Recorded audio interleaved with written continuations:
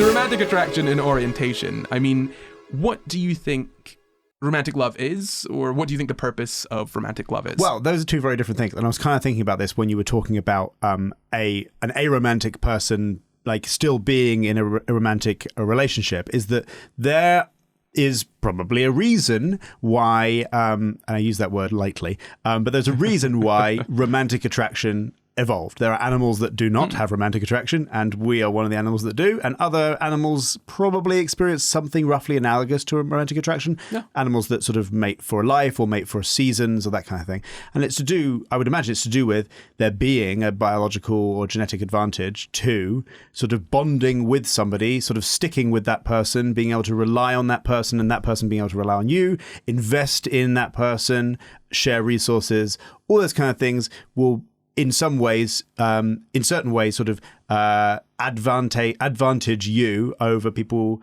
who might not have done that in sort of the evolutionary history. I would imagine, and so that the point being there, that then if somebody doesn't experience those things, firstly, that's not wrong. There are plenty of reasons or plenty of examples of very successful creatures which do not experience that feeling, and also very successful people, and people are creatures, but I feel as though aromantic people might not want to be described as successful creatures. I'm trying here, but my point being is that you could sort of, as an aromantic person, sort of observe the landscape of the world and sort of analyze why it would actually still be beneficial to you to be in a relationship with one person. That person feels romantic attraction to you, even if you don't necessarily know what that is like for them. And you can sort of logically still decide to do all the things which romantic attraction incentivizes you to do, because you understand that there are benefits to that behavior. It's just basically a feeling which incentivizes you towards a behavior, and you can still do the behavior without the feeling necessarily. Okay, I 100% agree with you. Yeah. And I guess to sort of elucidate this idea a little bit further, let me just say that we are all dum-dums. We're all stupid heads. We're big dumb apes, big dumb mammals, and it's not just mammals that are dumb. Every single living creature is dumb. And I don't mean that in a sort of sense of intelligence. What I mean is that you cannot just expect a thing to survive just because. Mm-hmm. The reason that we got all these feelings in our heads and all of these things going on is because it's tricking us into surviving. Why do you feel hungry? Because dum-dum, you wouldn't eat otherwise, You feel hungry because you want to stick literal wheat inside your face hole? No, you feel hungry because feel good. And sticking wheat in your face hole make you live. Well, this is the thing. Sticking wheat in your face hole make you live, therefore must feel good, because this dum-dum won't do it otherwise. Absolutely. Like, and I mean, I say that we're dumb, but I feel like humans have kind of got to a point almost where there are some biological processes that incentivize us to do things that, well, I wouldn't say aren't necessary. What I'll say is we don't necessarily need those biological incentives in order to recognize that that's an important thing that we should do. For example, if I suddenly stopped feeling hungry ever, I already tend to not feel hungry ever, but I still do eat daily, if I remember, because I recognize that it's something that is, imperative to my survival, yes. Right? So while I may not get the biological marker of, hey, buddy, you need to stick thing in face, feel good, so live, while I may not get that, my brain is like, the other part of my brain, the smart boy part of my brain is like, hey, buddy, now we know that dumb part of your brain is not working quite right, but let's just do the eating anyway, because we need to survive. And that's your prefrontal cortex, I would imagine, which is like your sort of higher in quotes, thought of like self-modeling, of like observing yourself and seeing what's good for you, even if you don't. And that's basically exactly what I was describing about the possibility of an aromantic person being in what would at least look like a romantic relationship, where if, and I am massively stressing if, somebody comes to the conclusion that a traditional monogamous romantic relationship, or looking romantic relationship, is beneficial in some way, someone can use their prefrontal cortex to decide to do it, even though they don't have the automatic sort of feeling to do it. Well, yeah, I mean, think about this. Arranged marriages work.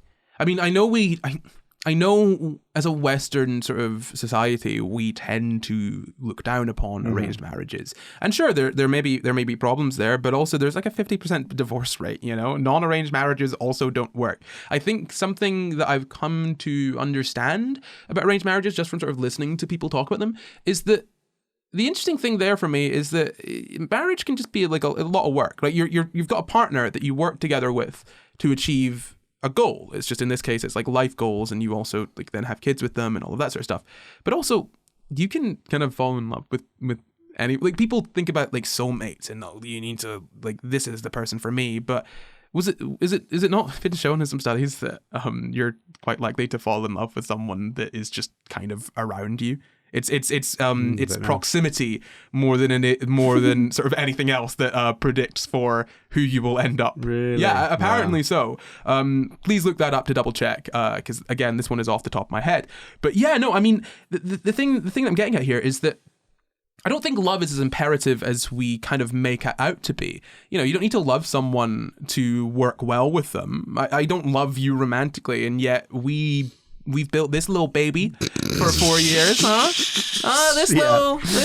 Oh, there you go. We're in this baby. We're in the baby. Wow. Hi, guys. But you know what I mean? Like, you know, you don't need to have that romantic connection in order to have a lifelong commitment to someone. You don't need to have that romantic connection to raise a child effectively with someone. And if anyone is thinking, oh, well, if they don't have a mom and a dad and their parents are together, it's going to be okay.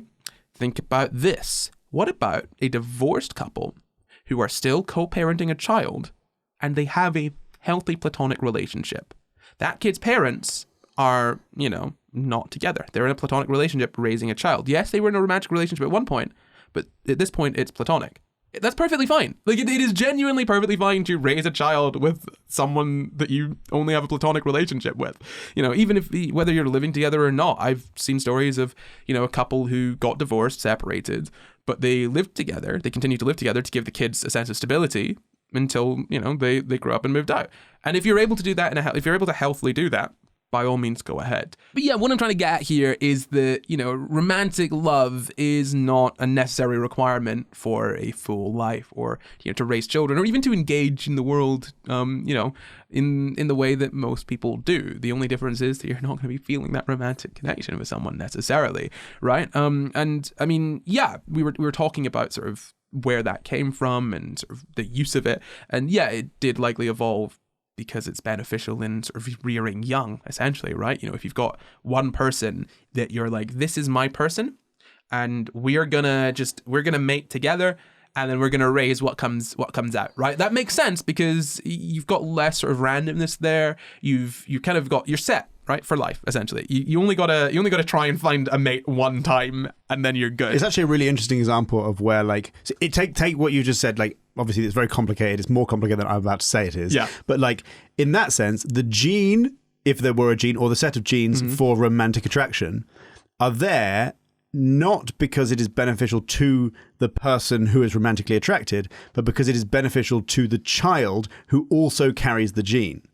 Which is super interesting, in the same way that in Dawkins' book about genetics, the selfish gene. It's a very big difference, Darwin and Dawkins. Sorry, yeah. In Dawkins' book about genetics, the selfish gene, he talks about how the gene for one puppy in a litter dying, like, almost voluntarily is there because it is, and that puppy will do it because that copy is also in all the puppies, or many of the puppies that also don't die. So it's there for the benefit of the ones that don't die. Yeah, when it comes to evolution, it is beneficial to look at it on, I guess, 3 different levels of scale. One is a sort of very macro level of, I guess, sort of, I mean, there's 2 different sort of macro levels, but sort of more species or population, you know. So you've got, I mean, there's maybe, let's say, 4 levels. You could make many different levels, but let's say you've got species level, right? How each species interacts with each other species. Then you've got the sort of intra competition there, or intra-species competition. So within the species, so you've got, you know, between different populations, you know, and you can say, well, you've got between different sort of, like, you know, families or different sort of, you know, like, groups of genes, and then you get really into it. You could just talk about the genes themselves, which kind of is similar to families there. And you don't get the full picture unless you look at all of these different things. Because as you're saying there, a puppy dying doesn't seem to make sense if you're looking at it on the scale of an individual sort of creature. But looking at evolution on the scale of an individual creature is the worst way to try and understand evolution, because evolution does not care about you. Evolution does not care about an individual. It does not matter. Evolution doesn't care about anything. It's not a person. Evolution is just a process that happens, and the way the process works is that whatever works to make a thing survive long enough to have offspring, and then have those offspring survive long enough to have that's what happens. That's generally what happens. There's obviously other things that come into it, different pressures and different factors that will affect that, but fundamentally it is just a case of what is kind of the first thing that works the best out of the things that it's up against, to make sure that this thing can make offspring, and that offspring can then... Or that this gene continues to propagate in other things that are not me. When I say even saying this thing, right? So this gene can go on, right? Essentially. But, so complex, so much fun, but that's not what we're talking about today.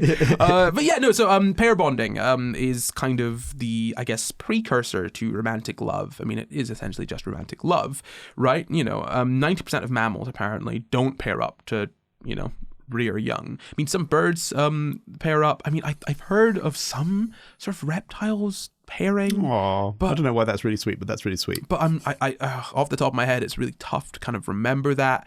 But yeah, no, I mean that's kind of what you've got there. Sort of pair bonding to, I guess, generally raise young. But it's not just raising young as well. I mean, like, obviously it's the same as trying to move into a house in London. You're going to move in by yourself. You're going to move in with someone else who can share the burden of gaining resources. That is generally beneficial. That's kind of where society has come from. You share the burden of generating resources that you need to survive.